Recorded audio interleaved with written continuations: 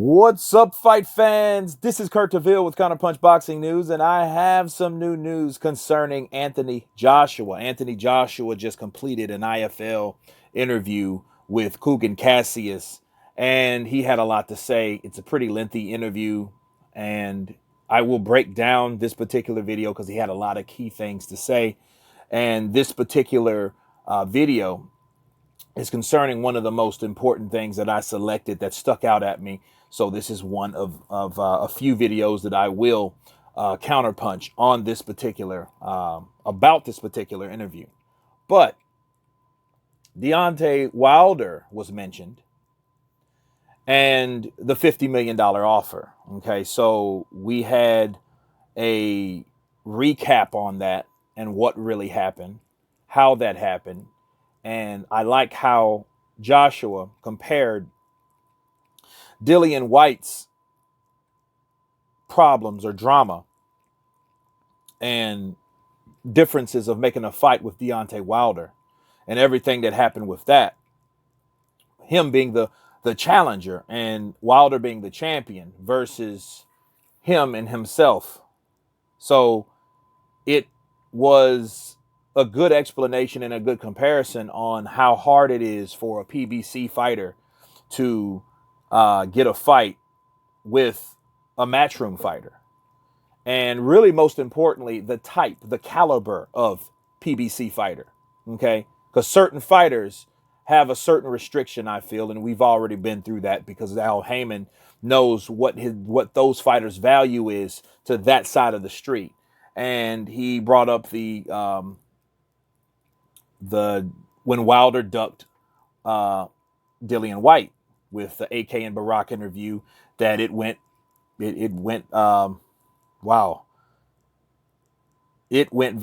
Okay, and you can look it up, but he just showed like, hey, I don't have to fight you right now. I'll make you wait. I'll freeze you out.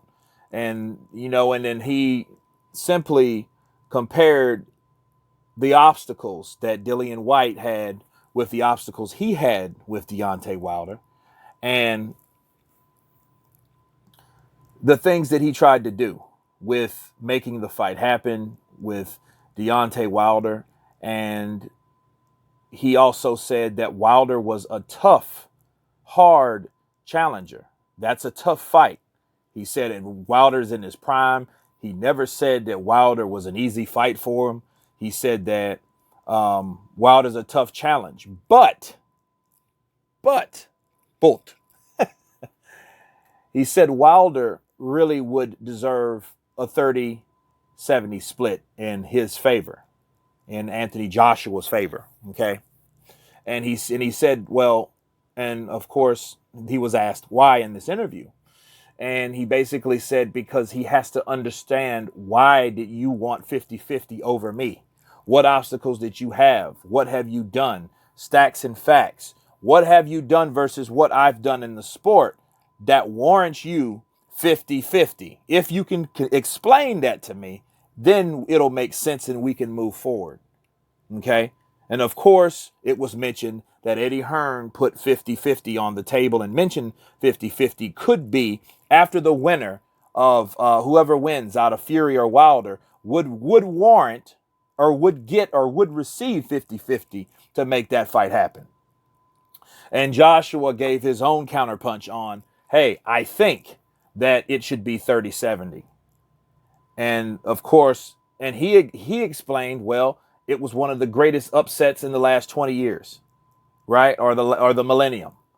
So since he's won, he flipped it. Well, that means since I won the rematch, it's the best comeback in the last 20 years or this millennium. So that warrants me a lot more. So I think I should have a lot more of that pie versus what Wilder has, because Wilder has to explain to me why he deserves 50-50. Okay. Now I'm going to stop there because I got to counterpunch everything that Joshua talked about and how I explained in this video that he talked about. Now, first off, I think Anthony Joshua respects Wilder and he respects his power. That's why I think that's going to be a good fight. That's why I have volumes on how that fight could go down. Okay. I already have 2 volumes out. If you haven't seen them, check them out. You know, the Anthony Joshua, Deontay Wilder theory, volumes 1 and 2, because Joshua respects Wilder's power. He knows one punch could change it all. But here's the thing. Joshua knows that anyway. He didn't learn that from watching Deontay Wilder knock people out. He learned that from own experiences. Look at Andy Ruiz. One punch, one left hook changed the whole duration of that fight. Ruiz gets dropped. Ruiz catches him with a left hook, perfect on the temple. Boom! Rattled the mainframe, right? Cerebral, rattled, damaged, never recovered. Ruiz put him on him and convinced the referee to stop the fight in the 7th round with 4 knockdowns. Okay? So he knows firsthand what it's like to be shook, what it's like for one punch to enter that defense, break that defense, and mess the whole game plan up, right? And alters the fight. So he knows that. On top of Deontay Wilder's knocking everyone out, and he's on a roll, okay? He knows that. And that's why he wants to fight, because he said the fans want the fight. Now, Eddie Hearn. Well, first of all, Dillian White, Deontay Wilder. Deontay Wilder ducked Dillian White. I don't know why he did it, because if we look at why and how he did it, I think that Deontay did something because he could. I think that was a power move. I think he decided not to fight Dillian White because he just could. You know, just like he was allowed to do a lot of things, like the shit he did in training camp that he admitted, well, I got away with a lot. I think that was one of the things that he avoided just because. Maybe it would have been a hard fight, maybe it wouldn't have, but he hasn't fought Dillian White to this day. So that was just a duck. It is what it is. What else in this video? Eddie Hearn. Okay. Me counterpunching Eddie Hearn with the 50-50. I think Eddie Hearn should have stayed quiet and waited. I think he jumped the gun. And he should wait to the outcome of who wins out of Deontay Wilder and Tyson Fury. I don't think that he should, they get 50-50 now. And I know what they're trying to do, and I know what Anthony Joshua respects, because he did say, I want Eddie Hearn to do his job, to put pressure on these guys, to send them offers, to send them something, to back them up in the corner, to give them something or an offer that they cannot refuse. But guess what? Obviously they have. Okay? And 50-50, offering him 50-50 is perception is everything. If it wasn't for the negotiations for Anthony Joshua and Deontay Wilder, Wilder would still be making $2 million a fight. Let's be real. You didn't been making 2.1, 900,000.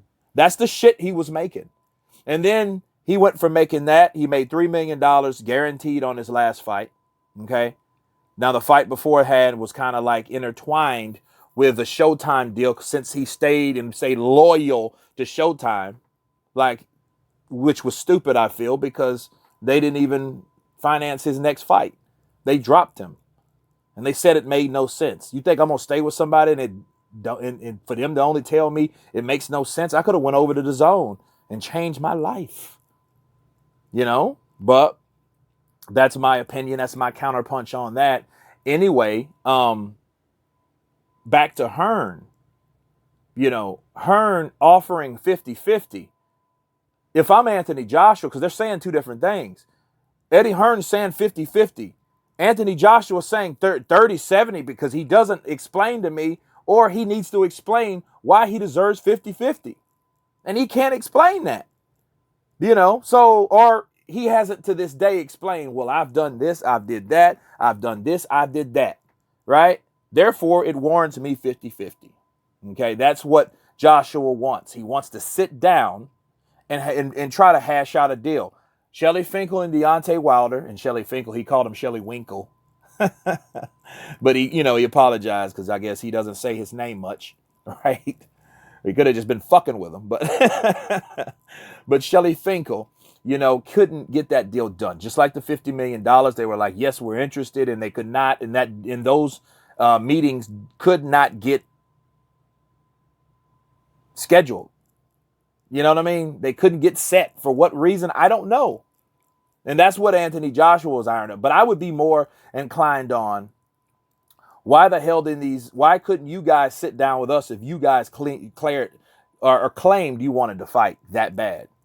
But if we look at and fast forward all that from 18 on up to now, it was a perfect idea from Team Wilder. Why? They didn't have to fight any fucking body besides the people they already fought. Facts. The same people they fought, Ortiz, Fury, and the mandatory. That's all he had to fight to make more money than he's ever made in his whole life. So why risk it fighting Anthony Joshua? That's my thing. That's my theory. I think that they're doing that. They raised his profile, and I think Eddie Hearn is helping them by fucking up by jumping the gun. Why? Because he's saying now 50-50. Okay? You already offered this man $100 million, so now he's worth $100 million. Because what he can do now is say, you know what? You motherfuckers first offered me $100 million, 50 million per fight. What happened to that? Right? So that's what we have with that. And it's bad because we're looking at this. Eddie Hearn saying now 50-50. I think 50-50 is reasonable. Okay, well, does he deserve 50-50? Anthony Joshua don't think so. He doesn't think he's earned 50-50. He's just a guy that fought the same guys he's fought since 2018. Facts. What did he do in 2018? He fought Ortiz. He fought Fury. What did he do in 19? He fought Brazil, the mandatory, and he fought Ortiz again. What is he doing this year? He's going to fight Fury. Then he might fucking fight Fury again. So, dude, you're repeating. Deontay Wilder reminds me of a top-ranked fighter now. You know, you've heard the saying from like Boxing Ego and all those guys that don't support DAZN and they hate on DAZN and they call Matchroom like rematch room. Well, I'm like, well, you're saying rematch room. What about fucking Deontay Wilder with all these fucking rematches? That's all he's done. For the last 3 years, that's all he's really done. Stavern, Ortiz, Tyson Fury. Do you see the fucking trend? Do you see the come on. There's a pattern to this shit. And then that's what's happening. And it's bad because he's looking like Manny Pacquiao fighting Marquez four times. Timothy Bradley 3 times. Like, dude, y'all don't have nobody to fight over there? That's what it's looking like. And it's looking like that. It's looking like the heavyweights they supposed to have. I think they're really running out of heavyweights, to be real with you. You know, because they don't have these guys they claim they have. You know? And we don't know where Andy Ruiz is really going to go. We don't know who he's going to fight. He might fight on DAZN again. So how close to Al Heyman is he really going to be? You know what I mean? If he keeps getting these DAZN checks, pretty soon you'll be like, hey, you know, here's my contract money. I'm out. You can advise someone else. You don't know. But anyway, Anthony Joshua don't believe that he's worth 30%. You know, and I've never thought he was worth 50-50. Based on his resume, based on his attributes. Can he hit hard as fuck? Yeah, he can hit hard as fuck. Is he a dangerous fighter? Fuck yeah. He's a very dangerous fighter. He hit you with that right, good night. But who is he hit with that right that warrants knocking out except Ortiz? And we all know Ortiz is the guy that everyone claims is old as dust. So if that's his claim to fame is somebody, including himself, that jokes on how old he is, how credible is he really, and he hasn't fought anyone else. Okay? So, yes, Anthony Joshua wants that fight, but he's like, explain to me why you deserve 50-50. And I think Anthony Joshua should counterpunch Eddie Hearn and tell him, shut the fuck up with this 50-50. You're jumping the gun. Shut the fuck up about it, because the more you say it, the more people are going to believe it, and they're going to use it as fuel. And they should. You never say, oh, I think he should deserve 50-50, and Joshua saying something opposite. So I think Anthony Joshua should put Eddie Hearn in check. Sure, he's trying to get these fights for him, but he's probably just talking just to be talking. Don't talk to bury a hole. He's digging a hole for both of them at that point. Talking about, 50-50. No. And it don't matter. It doesn't matter if he loses to Fury. But I'm just saying, at the end of the day, 50-50 is something that he doesn't want to give Wilder because he knows Wilder's a dangerous fighter. And I like the analogy. What do I have to gain if England's taking over a country? You have to go over there taking over that, and you have to know that it's worth taking over. So he ain't trying to invest too much money into something that's not worth it. But anyway, it was a good interview. You guys tell me what you think about Anthony Joshua's comments. I'll leave the link below. Let you guys check out the full interview. Please subscribe. And you guys been counterpunched. Peace.